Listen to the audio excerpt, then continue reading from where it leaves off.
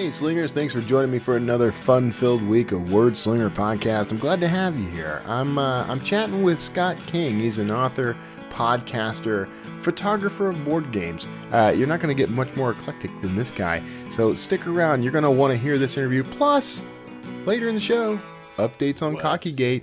You heard it here first. This episode of the Wordslinger podcast is brought to you by Draft to Digital. Convert your manuscript, distribute it online, and get support the whole way at drafttodigital.com. It's the Wordslinger podcast, where story matters. Build your brand, write your book, redefine who you are. It's all about the story here. What's yours? Now, here's the guy who invented pants optional, Kevin Tomlinson, the Wordslinger. Wordslinger. Well, I am Kevin Tomlinson, the Wordslinger. I'm so glad you stuck around. I hope you're having a fantastic day. Now, I'm real excited about this interview with Scott. Scott and I talked way back in March. That gives you an idea of how far in advance I stack these things. But Scott and I talked about his career, his writing, his marketing, and specifically his new book outlining your novel. So I'm glad we could bring that to you. Outlining isn't something I do. Maybe I should. Maybe I should give it a shot again. I've tried it a few times. It's not really my thing. But some could argue that I might benefit from the practice. So I may try that out. Now, before we get into this interview with Scott, and later, by the way, you're going to want to stick around for the news because I got some cool stuff you're going to want to hear about. Specifically, I've got an update on Cockeygate that somehow slipped under my radar initially, but I'm glad to bring that story to you. And I've also got a news item about Barnes & Noble letting go of their CEO. You may have heard this story, but I'm going to go ahead and cover that. I think that's an interesting topic as well. So stick around for those news items after the interview. Before we jump in, just the sort of personal update stuff. So you may or may not know that I've been renting out our RV to people via a service called Outdoorsy. I actually have an interview with one of the principals at Outdoorsy. I'll bring live pretty soon. But the whole rental thing has been interesting. Because for starters, I was a little concerned, of course, at first that this was going to be a nightmare. But I've decided to take the approach of, I have a philosophy. Some of this comes from my faith, my Christian background.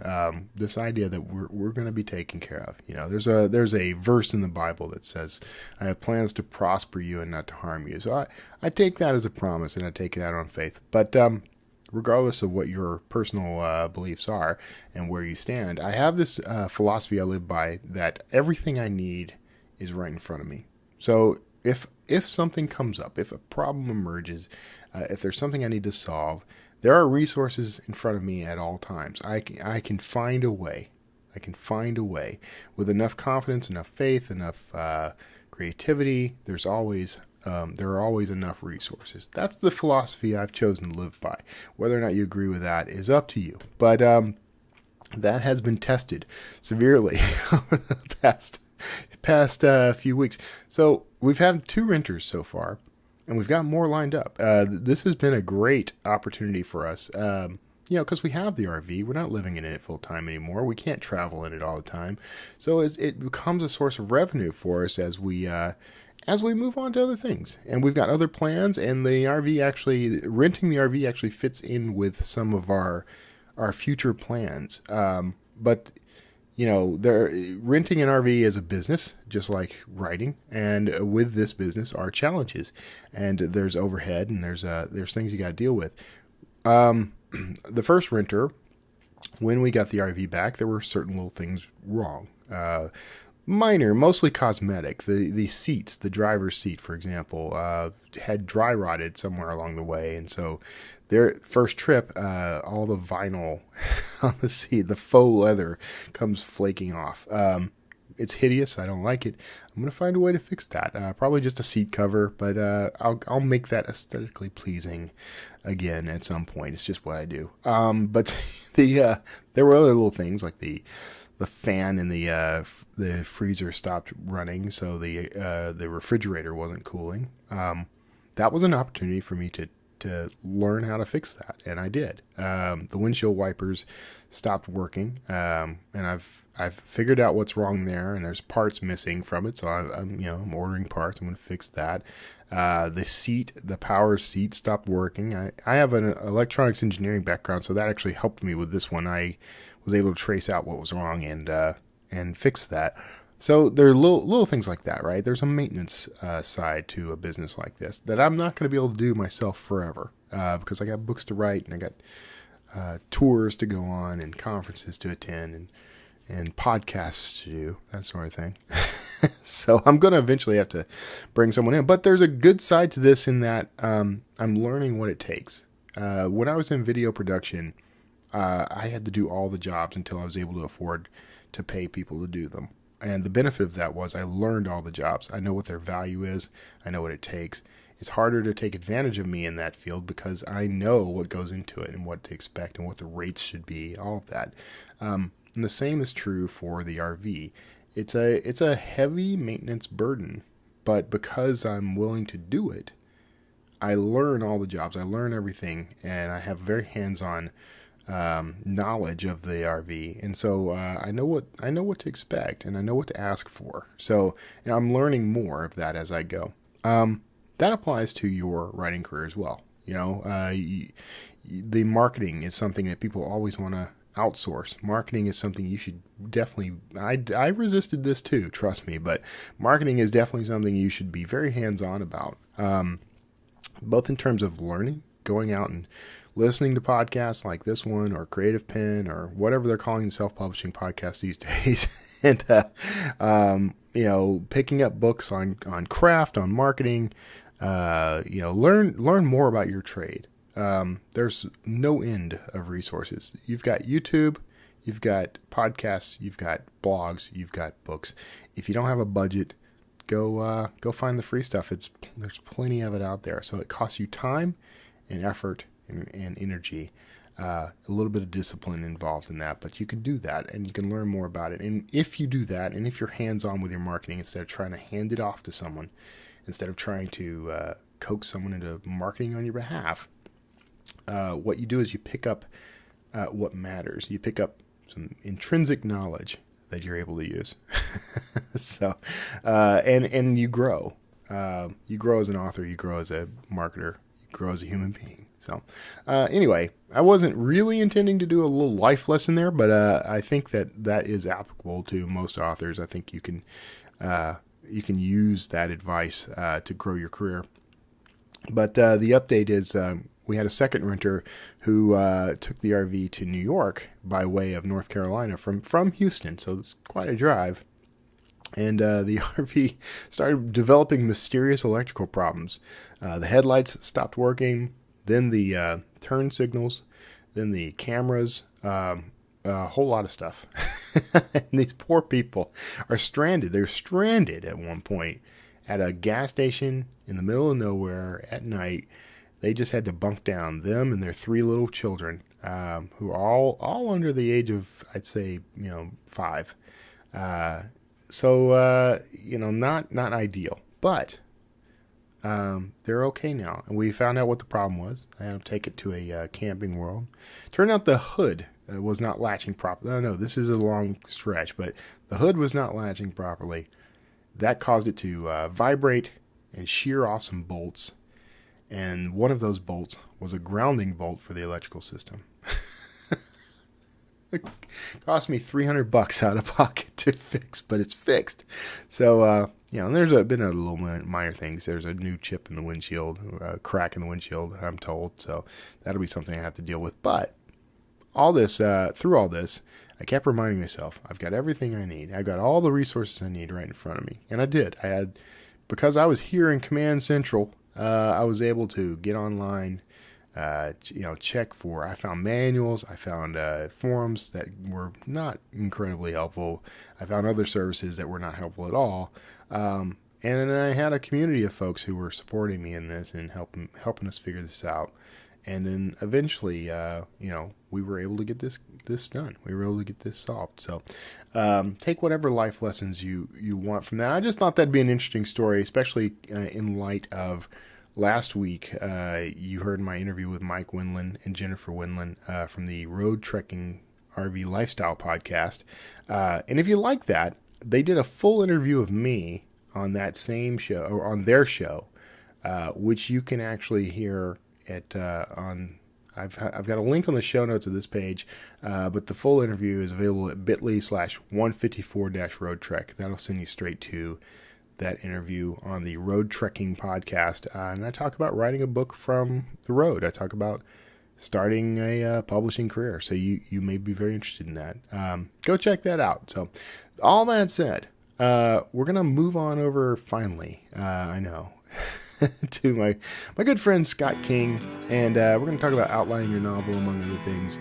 So thank you for sticking through. I hope you enjoyed this interview. Stick around for industry news on the other side, and I'll see you there.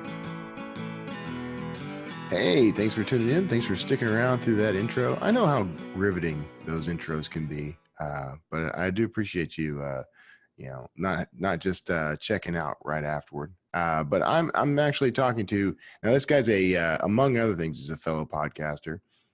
He's the author of Outline Your Novel. He's a fiction author. He does a little everything. He's a photographer. Scott, there's so much, man. I'm talking to Scott King. He's prolific. Emperor of all. Is that what you said? I don't remember. I left off one of your titles. One of your. I prefer to be addressed as King Scott King. King Scott King. How are you, man? I'm good. I'm glad to be here. It's nice to actually get to chat with you. Yeah. We've now I've been on your show forever ago. Was that pre-Draft to Digital? Was that on your show before D2D? I think it was like a week before it got announced, so you probably knew, and then you just kept it secret. Mm-hmm. That's how I treated everybody. I wasn't able to. I didn't know how much announcing I could do about it at the time, but there's been a lot that's happened since then. Now I just got back from Smarter Artist Summit 2018. Okay. And it was horrible. It was awesome, or what? It was a good show. It was a good conference. Great. This is a great way to connect to other authors in this specific slice of our community. You know what I mean, right? Like, yeah. There's self-published authors, and then there's this group of self-published authors. So, of which you have been one for quite some time. A self-published author? Yeah. I think my first books that came out were graphic novels, and they were through a traditional publisher. And then it was like around 2013 that I was like, all right, I'm going to go ahead and do this whole like self-publishing thing. Because by then it was like, oh, self-publishing isn't just selling books out of the trunk of your car. It's a little more legitimized now. And just I've been doing it ever since. Right. Yeah. That's what I mean. That there's a division there, because there's still those authors who feel that self-publishing means paying thousands of dollars to, this vanity press, and then loading up the trunk of their car and driving from, one tiny little convention to another, all across the U.S. It's not for me. That's not the kind of self-publishing I'm interested in. So. Well, you're dropped to digital now. I think you kind of have to say that, though. I am obligated, contractually obligated to say I don't believe in that kind. No, but it's it's not effective. Now, what made you shift? I mean, you were doing the graphic novels and you had a contract there. What made you shift to self-publishing? It probably all started before that. Is my intent was always to do screenwriting, and then the big plan was to go to school, get the MFA, so I could teach college while trying to do the whole screenwriting thing. Right. My father got really sick, and I had to stay on the East Coast. So then it became kind of like, well, I'm going to go ahead and do teaching and comics on the side, because comics are very close to film. They're both scripts, they're collaborative mediums, and so forth.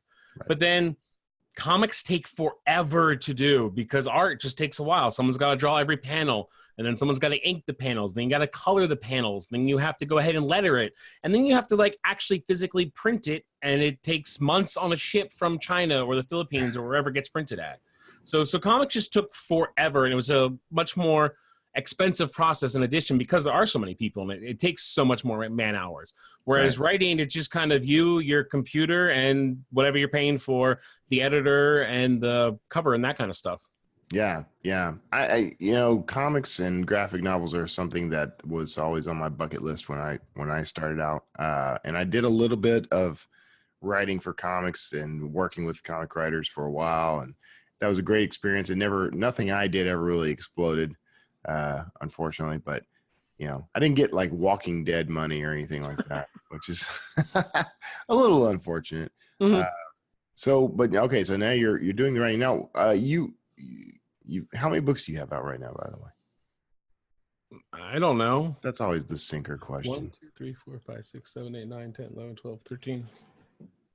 As of Saturday, I'll have 14 out, but then I have like 3 more in the can to come out later this year. That's the problem with us that are somewhat prolific, is that we don't keep track of how many we actually have out. No, it's at that point, it's in your chain. You're doing marketing and whatever else on it in terms of like ads for Facebook or BookBub or AMS, and you're not really worried about it. You're more worried about what's the next big thing you're working on. Right.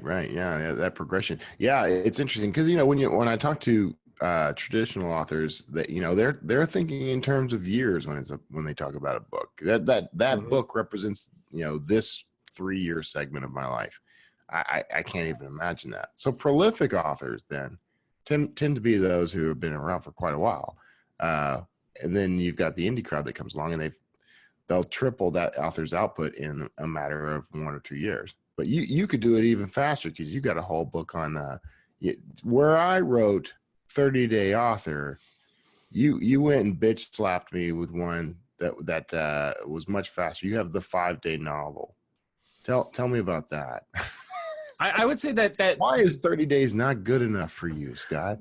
Because once you get into the industry and you know how the different genres work, there are a lot of very hardcore romance authors, and they have to write and put out 1 or 2 or maybe even 3 books a month just because that's how voracious the readers are. Right. And a lot of people not in the industry automatically think romance equals erotica. And those are 2 very different genres. And what a lot of people don't understand is that the money is actually in romance. Romance makes more than all the other genres. Oh. It's just where it is. So it's not seen as a respective medium to be writing, but it is very much what's funding a lot of the industry itself. Yeah. So what's crazy is after meeting a lot of romance authors through the indie scene, smarter artists and places like that, I was just shocked at how hard they work, because you really have to work hard at it. You got to constantly crank out those books. Yeah. I will never be a romance author. I didn't, just because I don't read romance, but I kept thinking, could I write a novel as fast as they are writing? Can I kind of get a system down that will let me do that? I don't know. Let's find out. And that's kind of how the 5-day novel happened. I said, all right, I'm going to write a novel in 5 days. And then I'm going to document how I did it and then do a book about it. So it's a very meta project where there's the physical novel, which is, a thriller, political thriller set in DC. And then there's the nonfiction book, the 5-day novel, which is about writing the thriller in 5 days. Right. Now, what's the word count we're talking about with this 5-day novel? It was 50,000 plus I did like a backup short story. So it's just under 60. Okay. All right. So that to me, that's an investment of some solid writing days. I mean, I did Evergreen in 1 day, 60,000 words. Now it's like 80,000 after edits and et cetera. But 60,000 words 1 day nearly killed me. Right. Like I'll never repeat the experience. It's one of those things where it's like, I have a really dumb idea that could be fun once, and then you never do it again. Are you talking about writing in 5-day increments consistently with this process? No, in terms of the project, I kind of just wanted to do it to see if I could do it. Right. And then it was much more about just figuring out what my process is so that I could space it out over maybe 10 days or 30 days or whatever. Yeah.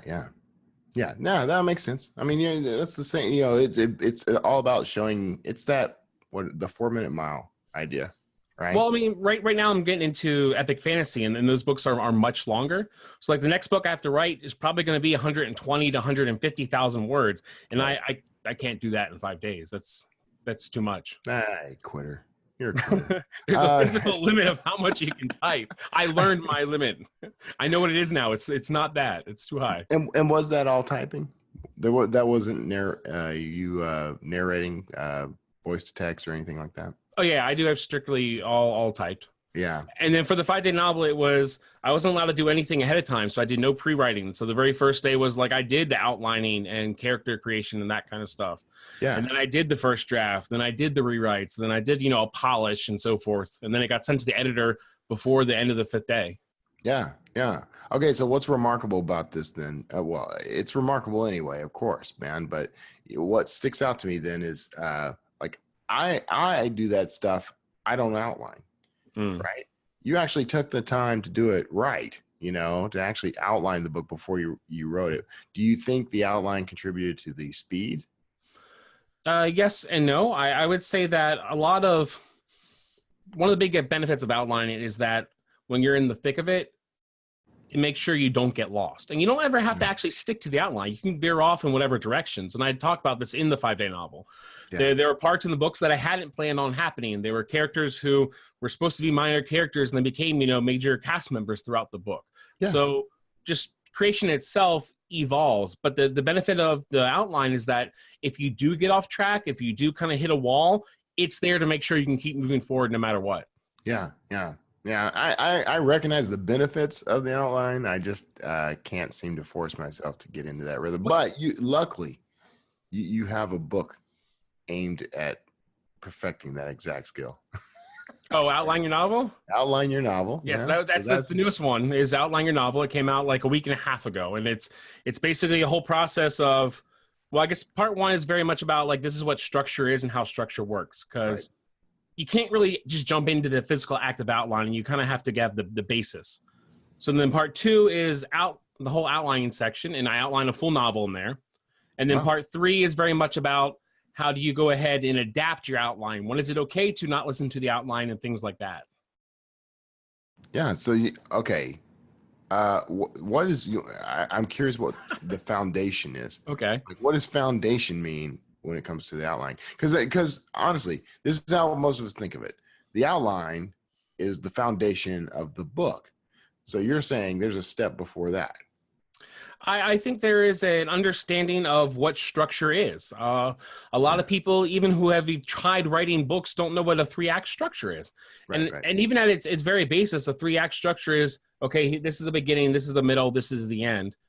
But they maybe don't know why that matters or why setting up characters in the beginning help with payoffs that happen in the 3rd act and so forth. So that's what the first part of the book is very much laying that kind of foundation down. Well, what is a character arc and defining those things so that when it gets to the outline, we don't have to waste time with like lectures and teaching.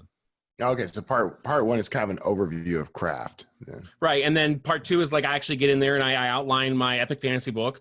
And then part three, we come back and it's very much like, oh, this is where I didn't listen. And this is why I didn't listen. And you know what? Yeah. You have an author voice. Make sure you listen to yourself and not the outline and so forth. Right. Yeah, that's absolutely true. Okay, so what's your advice for somebody who chronically just cannot outline?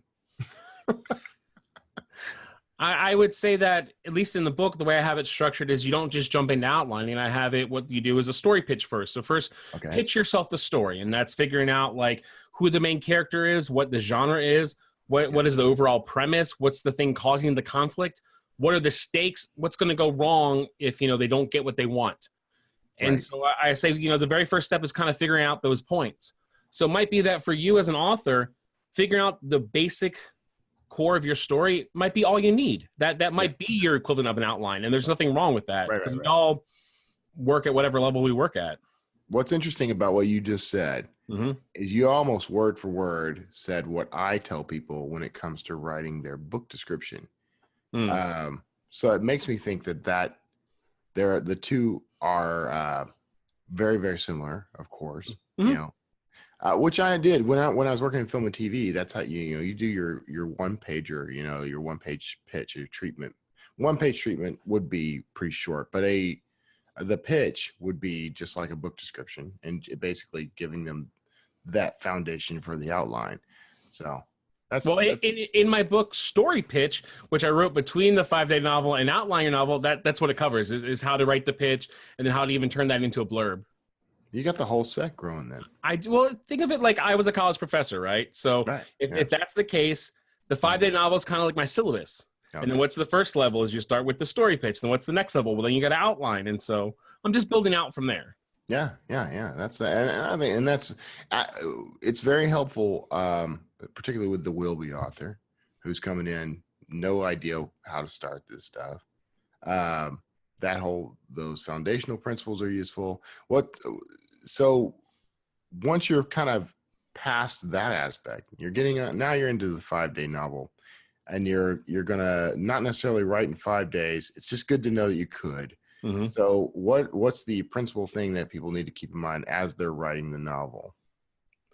I would say probably the most important thing people need to remember is that at some point they were really passionate about the story, whatever it is. For some reason, they really, really cared about it. It was really important for them to tell that. Yeah. Somewhere during the writing process, you're going to lose that passion. You're going to start hating what you're working on. You're going to start feeling frustrated with it. You're going to start thinking, you know what, I suck. I'm not good enough to do this story. And I would say that in those moments, the most important thing to remember is that you used to love this idea, that it was very important for you. And if you can push through this draft, get a little space, you're going to be able to eventually see that passion again and feel it again. Yeah. So, I mean, how do you do that? How do you get that? How do you refuel that? Because that's the tough part. That's the muddy middle, right? That's where you've gotten to the point where you've used up all the great ideas right away in your enthusiasm, and you may even know how you want to end this book, but you're at that dry point in the journey where you have to figure out what's interesting about it again. Well, Kevin, that sounds like an outlining problem where you're just getting lost in the middle, buddy. Yeah. Yeah, there you go. Yeah. Yeah. Okay. All right. So it's all one big, nice, neat package with you, Scott. And now you mentioned you were a professor. What did you teach writing or? I taught writing, digital media, photography, screenwriting. I had no idea you and I had such similar backgrounds, man. I mean, I taught writing at the college level. I did media. I did photography. It's really interesting. I knew you were a photographer because we've talked about that in the past. Right. And do you do that as an based business now or sorry, you blurred out. What do I do it as what? I blurred out. Okay. Do you do the photography? I've got sirens going and it's distracting me because I'm like, am I in a burning building? Do I need to evacuate? Is the photography a side income for you? Is it how's that work for your business? It kind of was at one point, and what kind of photography I did is I specialized in product photography. Okay. So board game publishers would mail me board games. I would take photos, and those photos would be used for marketing overseas, or they would go on their Amazon page and places like that. They'd be printed for banners at conventions. I've kind of faded away from that as my writing has brought in more income. Mm-hmm. So at this point, it's maybe like 15% of what I'm making is photography, and the rest is all writing. Still interesting, though. How often do you meet somebody who photographs board games? Well, until I was doing it, no one else was doing it. I kind of started it up, and now there's a few wannabe copycats, but they can't cut it. Yeah. Well, I was going to ask, how do you get to that career? How did you manage to land a bunch of clients to do, board game photography? Probably it was twofold. Is that we used to live in Maryland. Okay. And I was researching for a book, and I was thinking, okay, it'd be cool to have a character who designs board games, but I know nothing about board games, so maybe I should learn about board games. Mm-hmm. And we went to a convention in Delaware called Unpub, and it's a convention for unpublished games. Okay. And so designers who have all these prototypes show up, and you play test the games, and then they tweak the games, then you go to the next table, but the person you just played with is already playing with new rules with new players. Okay. And so it was a really good look into how board gaming works, how publishing works, because there's a lot of publishers who showed up trying to pick up games. Oh, this is really good. If I can kind of develop this game, it might be a big hit and so forth. Yeah. So I kind of got exposed to the industry that way, and I had my camera and I took a bunch of photos. And people were like, "Oh my gosh, these photos are so pretty!" And then someone was like, "Can I pay you for them?" And I was like, "I guess." And then my wife, who's a chemical engineer, she got a job offer in Texas, and it was like, "Well, chemical engineer makes a little bit more than a college professor, so let's move to Texas." We moved to Texas, and I was like, "Well, what am I going to do now?" It's like, "Well, I guess I'm going to do all writing and all board games." And that was like the final push is like, "Oh, I need to make income, so let's bring in the money." Yeah. That's so by accident. Well, no, I mean, there was work there, and there was eventually intention. I mean, but you didn't enter that field saying, "I'm going to be a board game." Oh yeah, no, not at all. Mm-mm. Yeah. And I find that a lot of careers kind of start that way. I just think it's interesting, I mean, it's a bit of color in a career that, it's like, where did that come from? Completely out of left field. So, and something that, you rarely see on someone's resume. Board game photographer. Yeah. Now, so you're saying that's like 15% of your income ish. And the rest is the indie author stuff. Yeah. And how do you tend to market your work? Through advertising? Is it? I don't know. Was that a trick question? No. Just it's not a trick question, but I mean, I get a whole range of answers. Oh, well, you know the industry as well as I do at this point, if not better. You've been in it too. How do you sell your books, Kevin? Well, I'm saying, you're not talking to me though. You're talking to all 35,000 plus. 35,000. You have that many listeners? Oh yeah, you didn't know? No, I had no idea. I thought I always dropped that little brag line in there. No, that's pretty good. I'm impressed. That doesn't even put me anywhere near the greats, Oh. Joanna Penn, I saw her numbers when DDD decided to advertise with her, and I'm like, I thought I was good. I thought you got jelly. I am on to something with this show. It is hitting a note. And it's like, oh no, it's hitting like a third of a note because Joanna Penn, Mark Dawson, those guys blow me away. But yeah, so you're I forget the initial question. I know it. I'm asking you about your marketing. Yeah. So you stick primarily, like, exclusively to ads, like Facebook ads, Amazon ads, something like that? I would say most of my advertising goes into AMS ads, so Amazon Marketing Service ads, just because it's very easy, and once you know where your break-even point is, like for example, I know that on my nonfiction books, I can bid up to a certain amount per click. Okay. And if I stay under that, then I'm going to not lose money. Yeah. If I go over that, it becomes risky. So once you kind of know what that break-even point is, it's very easy to go ahead and just throw a whole bunch of ads at it. Facebook, there was a much stricter learning curve. BookBub, I am still trying to figure out BookBub. Yeah. But I still do BookBub. I just haven't mastered it in any kind of way. I mean, I'll do their big massive promotion, but I don't do their like CPC. Yeah, that's what I'm talking. Yeah, I do those, and they're hit or miss and random. Or if I'm like, okay, I got a book launch out, I want to make sure I do a big push, just get the rank high. I'll just throw it up, knowing I'm probably going to lose money. But yeah. So are you exclusive or wide? I am both. It just depends on what books. For example, the nonfiction books on writing, for whatever reason, they seem to always do better on Amazon no matter what. Right. So I don't have them wide. My middle grade books are wide. So it just kind of just depends. Yeah. No, that's a strategy. And that's, and that's what I find too, actually. The nonfiction stuff tends to always sell better on Amazon, almost exclusively on Amazon. You can have it wide. I've had 30-day author wide since the beginning. And it sells a handful of copies elsewhere, but does great on Amazon. So yeah, and I do the good with page reads with those books too. So it's definitely worth having that on Amazon because I mean, where do authors hang out? They're going to hang out on Amazon. Right. Yeah, it's marketing 101, right? You go where your audience is, and you tune to that audience. So that's great. And so you're. I do appreciate that you are the AMS ads have been the most effective for me. Facebook ads did great for a long time. Facebook ads are great for list building. They're terrible for sales for me. I don't know if you've had a similar experience or you've even tested that, but I'll use Facebook ads to build my list from this point on, I think, and that's it. I don't think I'm ever going to try to push, maybe the occasional oddball promotion. Maybe. I've done okay with Kickstarter because I do an annual board gaming calendar Uh-huh. every year, and my Facebook ads for those for some reason do really really well. But it could be just because that's such a niche market; it's easier to target. Yeah, yeah. Well, it comes back to audience, right? So, Yeah, exactly. I'm a thriller writer. So my thrillers sell great through various platforms. They sell great through various advertising, but Facebook, I've never been able to really crack anything significant. Nothing to make it worth my time.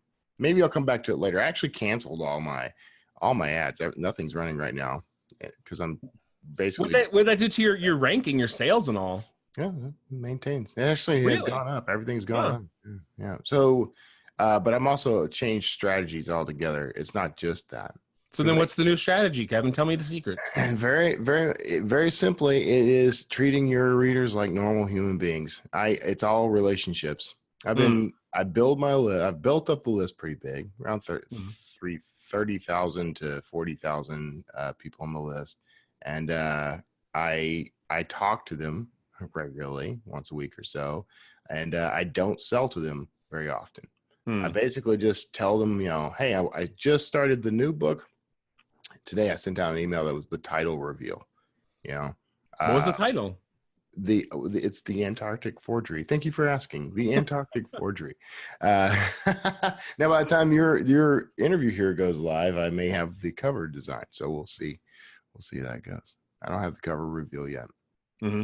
Anyway, we're on a tangent. This isn't me. This is you. And Yes, but I am talking and I'm a good listener, so me I becomes know you. you're falling into podcast host mode is what you're doing. This is Mm. what I do on shows too. So I recognize the signs. Okay. Since we brought up the podcast, why don't you tell me a bit about your show? Sure. I do a show called The Creators Cast. My intro is like, "Hi, I'm Scott King. This is Creators Cast, podcast for creators and the things they make." And then I say who I'm talking to, and then I talk to them about stuff. There you go. You're a joy to talk to, Scott. You know why? It's because I'm just kind of trying to have fun. That's really all that No, matters. I know. I'm just And even on my show, like, it's just there for me to talk to cool people. That's the whole right. reason I do the show. It's an excuse to talk to people. And along the way, what's nice is that you end up learning things from these people. You know, Yeah. maybe it's not this interview, but maybe the next interview you do, you're going to learn something and it's going to help you in your business or your creative life. Right. And that is definitely a joy that I take from it and the whole reason I do it. So then it's Right. like even like just randomly special when you get like an email saying, "Oh, Scott, I love the show, blah, blah, blah, blah." Because at least for me, I get those like very infrequently. And when they do come, it's like, "Oh, wow, there is someone listening. That is so cool." Yeah, yeah. The whole reason my show is still around is because it gives me a chance to talk to people. It's not exact. I mean, I've had multiple opportunities to try to monetize it, and Mm. I am very lazy about it, and so therefore it's not a priority, right? Right, But exactly.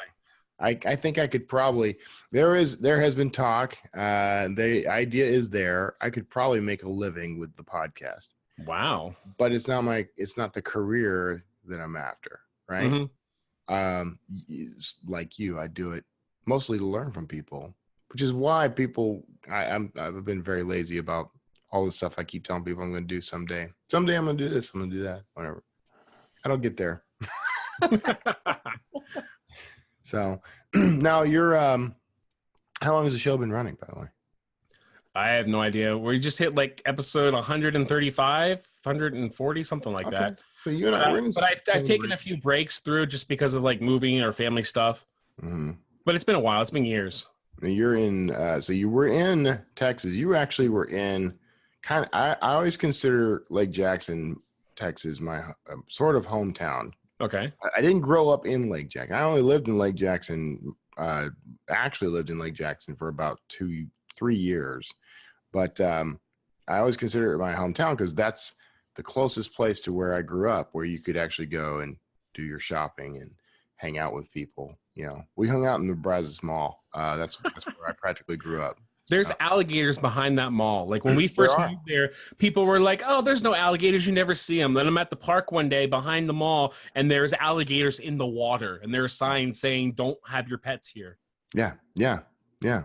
Why wouldn't anybody believe that? It's right off of it's got a feed don't off of know. the Brazos River, so That was very weird moving to Texas and there's alligators just everywhere. And then I saw rattlesnakes, I saw a scorpion, I saw a bobcat, I saw so many coyotes. I saw lots of things that could kill me when I lived in Texas, and it was stressful. You're making it sound so rural. It's not it's rural, it's deadly. It's different. It's very different. Yeah, it's very different. I grew up in a rough place. That's what I'm still telling people.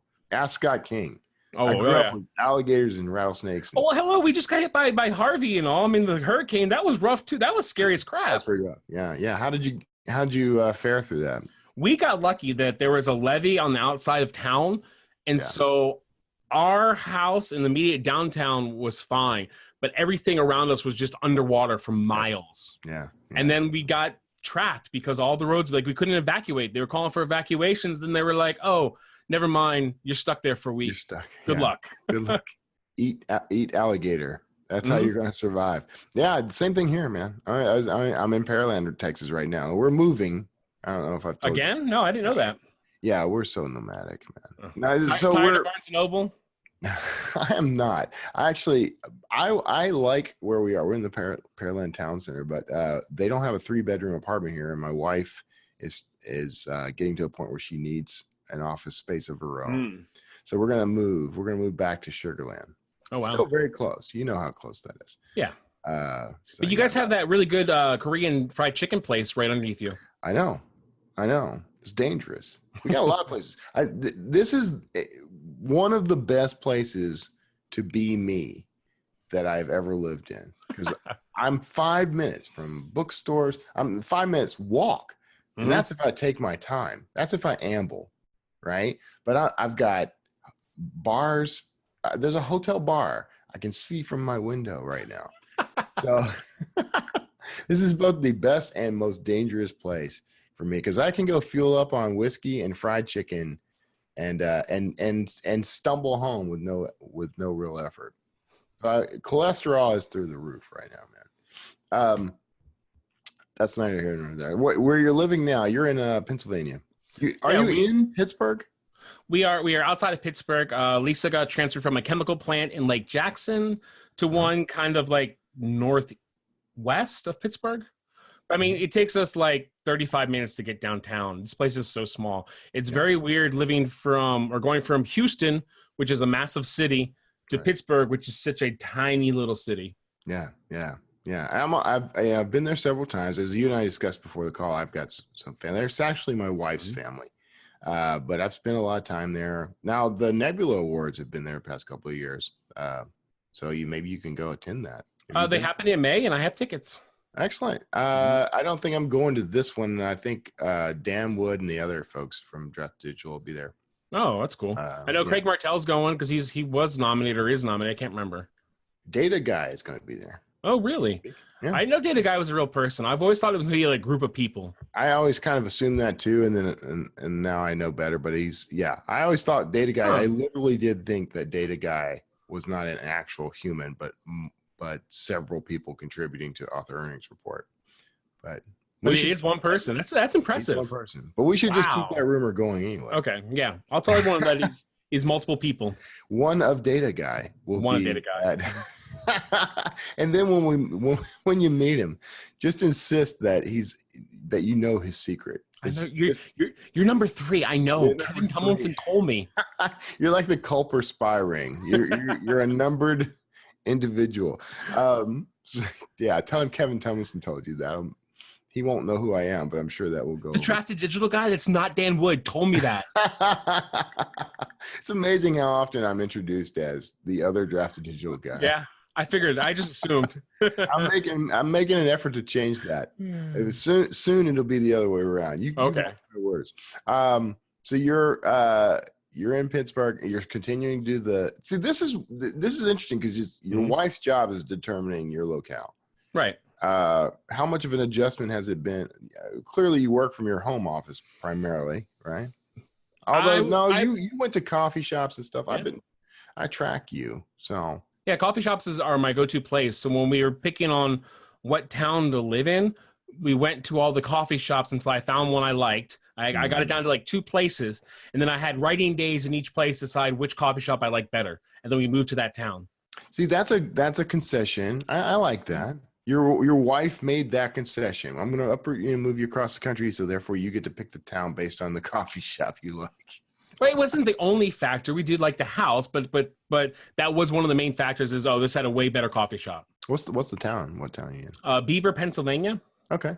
It's got like 3,000 people. So we went from like Lake Jackson, which is like 30,000 people, to Beaver, which has 3,000. Yeah. Which is really weird because even like let's say Pittsburgh, which I think is like 300,000 people at most.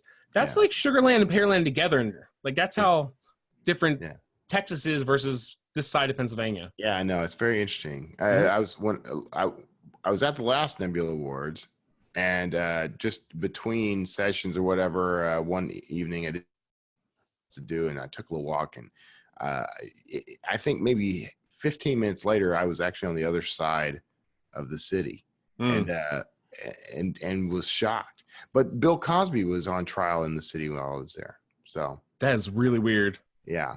That doesn't mean anything. I'm not going anywhere with that story, but it was just interesting to know. Just fun fact. Yeah. I feel so bad about Bill Cosby, man. I don't want to get into it, but I just feel bad that that's the legacy. That's going to be the legacy. I used to have such a positive feeling about that guy. Anyway, no comment. That was good. I was baiting you, but you're not taking it. All right. So, all right. So what's coming up? You just released Outline Your Novel. So one of the weird things I do with my nonfiction books on writing is that I normally tie them to one of my fiction books. So the 5-day novel is tied to the thriller. The story pitch is tied to my dystopian, and Outline Your Novel is tied to epic fantasy. So my big epic fantasy book is coming out in like 2 days. Oh, okay. And then I'm launching a full series after that. What's the title? What should we look out for? Wrath of Dragons. It's regular epic fantasy in the sense that it's second world. That's not contemporary. There's no sci-fi elements or things like that. Okay, it's interesting. So you're a cross genre author. Do you do pen names? No, because I have too much of an ego and I like my name and I just want to be Scott King. I'm the same way. It's really what it comes down to. I would be much smarter to do pen names, but no, I want my books to say Scott King. I mean, I wrote it. I want people to know that I wrote it. That's where I'm at. And there's valid reasons to have a pen name. I can't do it. I want to be Scott King. I do think sometimes I wish I had actually done a pen name from the start, just because Tomlinson is a very difficult name for people. Because and I always knew this, but it's really being accentuated online when people review the books, because it's always it's Kevin Tomlinson with an O, or it's or they'll throw a B in the middle of there. So that's a little problematic. But I'm gonna take care of that by just becoming incredibly famous. Do it. Yeah. So, and Scott King, that's a great author name. It just my problem is Coretta Scott King. So Martin Luther King Jr.'s wife, because no matter what I do, my legacy is not going to compare to her legacy. So she does beat me in a lot of searches. Yeah. Luckily, she didn't really write books. There's just books about her. Yeah. Well, now here's what you do: write a book about her, and then you tie the whole thing together. No, that'd be so confusing at that point. It's meta. That's so meta. Create a board game about her. I could do that. Create a board game about her, and then write the novel about the guy who created the board game about her, and then do another nonfiction book about creating a board game and basing a novel on it. I guess you do the fictional adaptation of the board game, and then the nonfiction behind the scenes about it. I guess that could work. Yeah. I'm writing this down. I'm 98% sure that nobody listening is following that part of the conversation right now. All right. Well, look, we're at time, and we'll go ahead and wrap up. What's coming out next besides you got the epic fantasy? What was it called again? I'm sorry, I lost it. Wrath of Dragons. Wrath of Dragons. What's coming out beyond that? You said you got some planned. So in regards to the kind of indie scene, it's very hot right now to write a book and then really quickly put the next book out. Yeah. I'm not a fan of that, especially with stuff that requires a lot of world building. So what I'm doing is, between the main novel releases, I'm releasing anthologies of short stories. So Okay. there's going to be, in April, we're going to come out with a short story collection. In July, there'll be another short story collection. And then book 2 of the Epic Fantasy series will come out next fall. Awesome. That's fantastic. That is actually a great strategy. So they're all timed 3 months apart. So, algorithms and that kind of magic stuff. Yeah. So the short story anthologies, are they tuned to your specific, the worlds that you've built? Oh yeah, and some of them are stuff that's set like 200 or 300 years before the main story. Some of them are with the main characters. Some of them are with side characters. And those books seem to be ranging about 25,000 to 30,000 words each. That's fantastic. So it's still enough that, you feel like you get story and can kind of hold you over. Yeah, no, that's fantastic, man. I keep threatening to do something similar, or at the very least, I wanted to start staggering novellas or short stories between each book. Mm-hmm. Did not do that between my last thriller and the one I'm writing now, because I went back and re-edited and fixed the first thriller in that series, which had lots of problems. Whoa, wait, hold on a second, because this is a big deal. Last time we talked, you were like, oh, I never rewrite. I never edit. Oh, I would never hire an editor. Oh, so this is amazing that you were like, you know what? I've grown. I can reflect on this work, and I want to make it better. I think that's a big step, Kevin. Yeah. Well, you gotta. If we're not busy growing, we're busy dying. Something like that. So the short version of this story is, I knew there were a couple of big major flaws in that book. But that book won awards and got me a bunch of money and made me a bestseller. And I had paid to have the audiobook done, and I didn't want to break the whisper sync or whatever. Right. So I dragged my feet for a couple of years. But it's now at a point where because the work following it is so much better, I don't want to turn people off and maybe prevent folks from discovering the rest of the series. Right. But honestly, it still got 5-star reviews. It still did very well. So it didn't bother people too much. It just bugged me. But it's all fixed now. And it even got a nifty new cover. So I think that is very cool and very exciting. Yeah, man. I appreciate that. That does seem like the kind of thing that you would be on board with. You're a progressive sort. Well, just improving your work, no matter what stage you're at, I think is a good thing. And sometimes you need to do it just for yourself. Yeah, exactly. All right. So where can people find Scott King's work online? My website is www.scottking.info. On Twitter, I am @ScottKing. And if you want to check out the podcast, it's simply the Creators Cast on Stitcher, iTunes, or wherever you listen to podcasts. Excellent. All right. Well, on that note, we're going to wrap everything up. You, fine listener, fine viewer, you are probably hearing the groovy theme music right now, which is over. You may dance in place at will. Stick around for news and updates. You're going to have some cool stuff. I know it. I just psychically know it. And otherwise, we'll see you all next time. Thanks for being on the show, Scott. Thanks for having me. Take care, everybody. Hear your book the way it was meant to be heard. With a fully custom soundtrack based on your material. An album of music that perfectly fits your characters, your settings. Hear your book today. SonataInscribe.com. Hey, thanks for sticking around. I hope you enjoyed that interview with Scott King. He's one of these guys. I've been on his show a couple of times. He's always interesting to talk to. He drills down. He gets past the BS on his show, so you should go check his podcast out. Now, I'm glad you're here. Thank you for sticking around. I want to move us right in to the industry news. So cue that stinger. Okay, so first up, and by the way, the industry news is brought to you by Draft Digital, where you can convert your manuscript, publish it online to retailers worldwide. Get support the whole way. Draft Digital is the best, fastest way to get your book to readers who love it and want it. So go check them out at draftdigital.com/wordslinger, and you'll help me out a little. So thanks for that. Okay, let's get into it. So this week's publishing news: Barnes & Noble fires its newest CEO with no severance pay. Now, if you haven't followed this story, this broke just before the U.S. Independence Day holiday. The CEO, and I may butcher his name, Demos Parneros. Demos Parneros. All Barnes & Noble would say about the incident is that they cited violating company policies. They don't specify which policies, but you can bet, you can put your money on if they let him go and there was no severance pay involved, it's going to be something big. In fact, it probably involves at least one U.S. alphabet agency of one variety or another, possibly the FTC. You usually don't see this kind of thing happen unless somebody has done some insider trading or has otherwise endangered the company itself with their actions.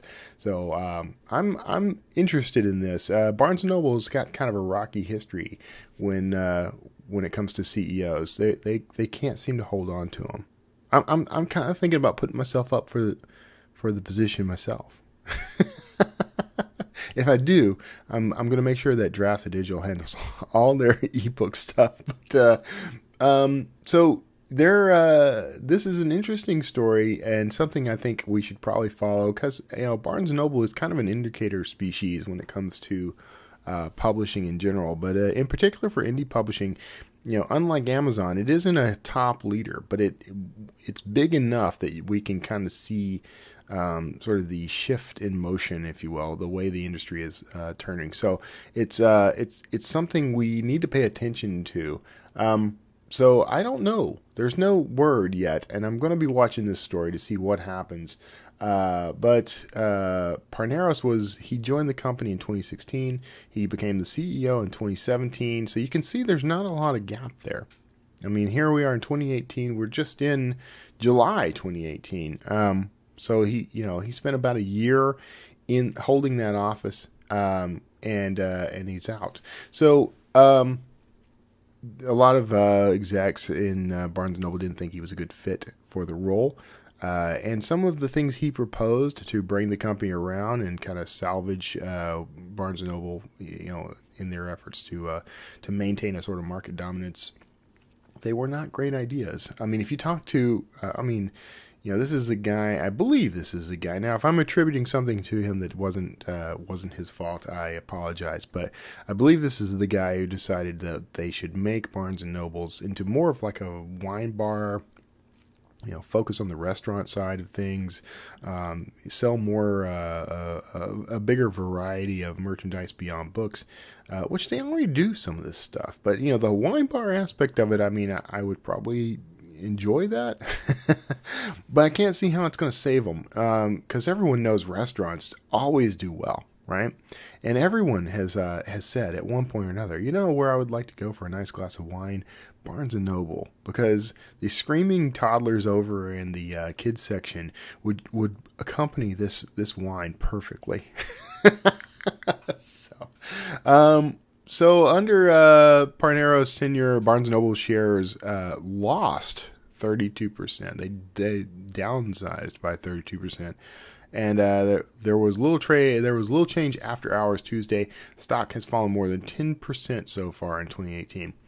Stock on the decline. CEO having some the kind of trouble that warrants letting him go without severance pay. I don't know. I hate to predict it because I love Barnes & Noble as an environment so much, but I really can't see how Barnes & Noble is going to survive another 5 years, 2 years even.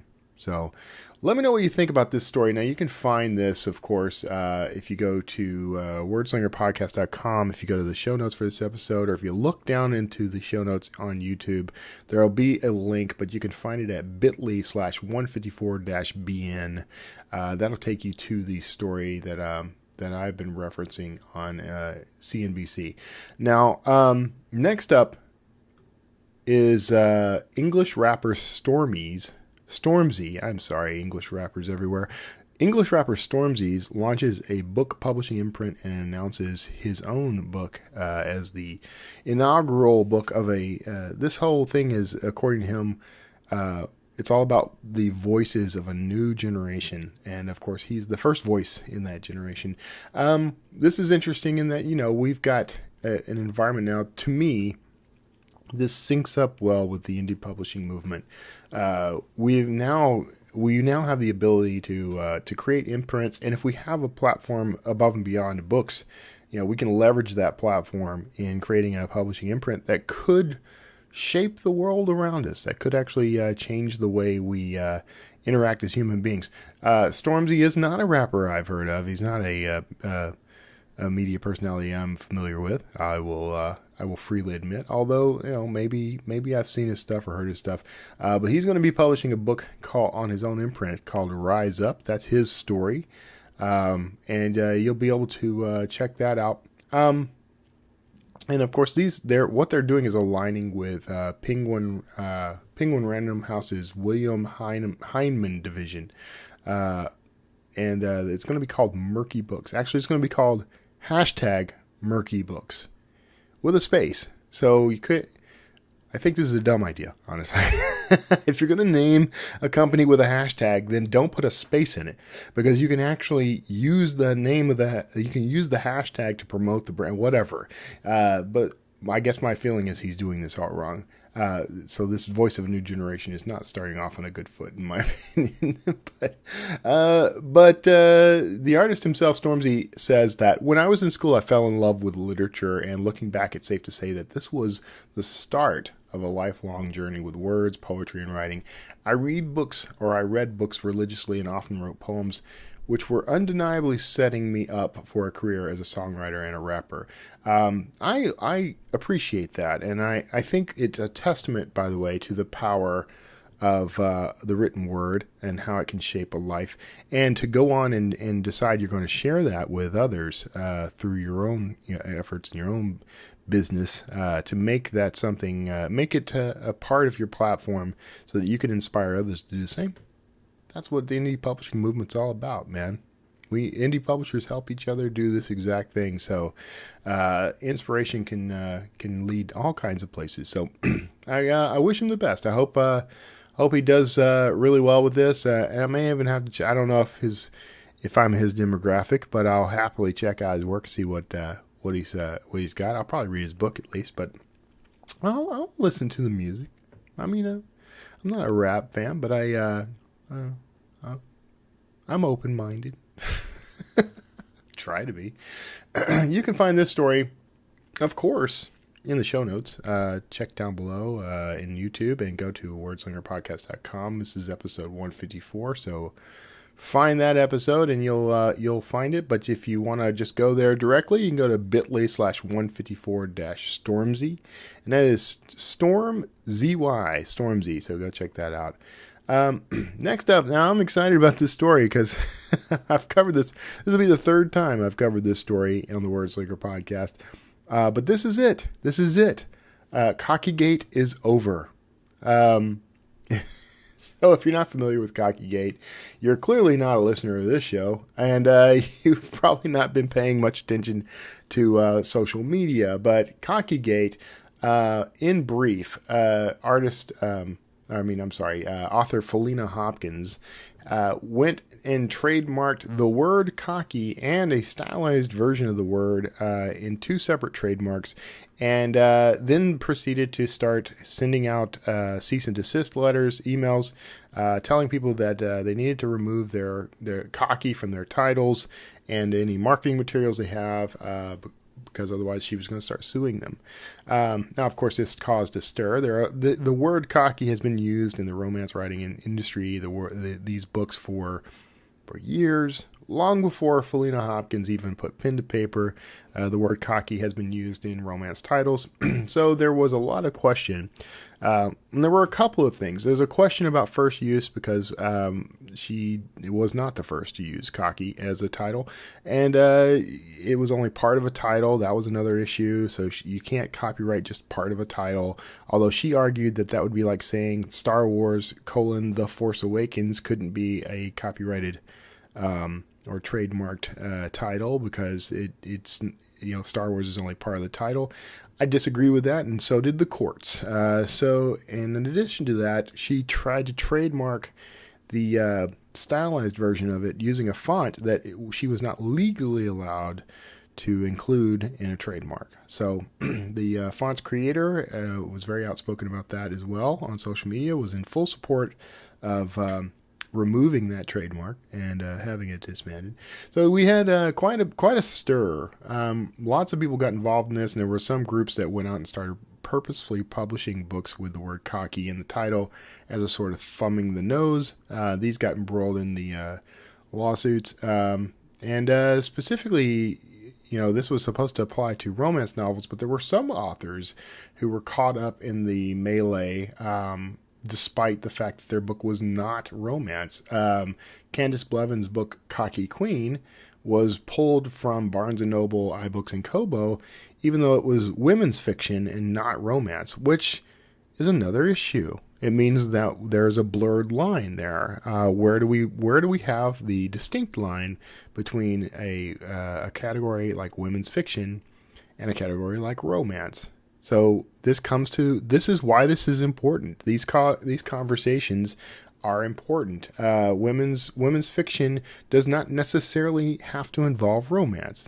Okay, so if we are going to start lumping women's fiction in with romance, we have a problem. And if we're going to start enforcing copyright and trademark infringement on common terms, we got a problem. So there's a lot in this case. The Authors Guild actually got involved in this in opposition to Felina Hopkins. They brought their power to bear. Now, this is also slightly alarming because it was essentially a very large and powerful organization targeting a single author. So there is a little give and take here, and plenty to be frightened about. But I'm actually glad to hear the outcome of this. The judge in the case has essentially they've just kind of written this off and saying that there was no the whole issue of prior use, the whole issue of trademarking the word itself, the font, everything involved in this. It really just came down to a really bad strategy on Hopkins' part. And others are starting to do this from what I understand, and I'm hoping that their attempts at this get shot down. We've got other authors who are out there trying to trademark terms as they apply to their books. This article mentions Michael Scott Earl, who has registered the words Dragon Slayer in a book title. That is appalling to me. And, that is just straight up appalling to me. So, I hope this gets swatted down. We don't need this, folks. We don't need this kind of garbage. This is going to muck up the works and keep us all from making a living. And if you are the one perpetrating this, you should be ashamed of yourself for trying to push this. You don't trademark things in an attempt to edge out other authors. That's where competition starts, and we don't have a competitive world when it comes to publishing. Not like other industries. If someone buys your book, that doesn't mean that they won't buy my book. It doesn't mean that they can't buy my book. It means that they're going to enjoy your book, and then they may come buy my book next. So your sales don't cannibalize my sales. It's just not how it works. They might cannibalize the sales for that day, but they don't keep others from trying out the work. That's why I believe in a non-competition environment. So others disagree with this philosophy, I know, but what can I say? They're wrong. No, they may be right. There are always points to consider on either side of this. It's not strictly black and white, but I have a very black and white view of people who try to pull one over, and especially on the indie author community in the industry. So that is it for this week's news items on the Wordslinger podcast. Of course, brought to you by Drafted Digital. Hope you enjoyed those stories. If you want to hear more stuff like that, make sure you subscribe to the show. Hit the little notification icon on YouTube. Subscribe on iTunes and Stitcher and anywhere fine podcasts are sold. You can, drop me a line at wordslingerpodcast.com. There's a contact button in the menu on that site. Just pop in there and send me an email. Let me know what you're getting out of the show. Let me know how you're doing. Let me know, if you have a topic you'd like to cover, or a guest you'd like to hear, or, some suggestions of any kind. Reach out. Who knows? I officially have the rest of the year sewn up on interviews. Now that doesn't mean I may not end up missing in a week or so here or there, simply because I still have to produce those episodes. But I started doing something kind of cool.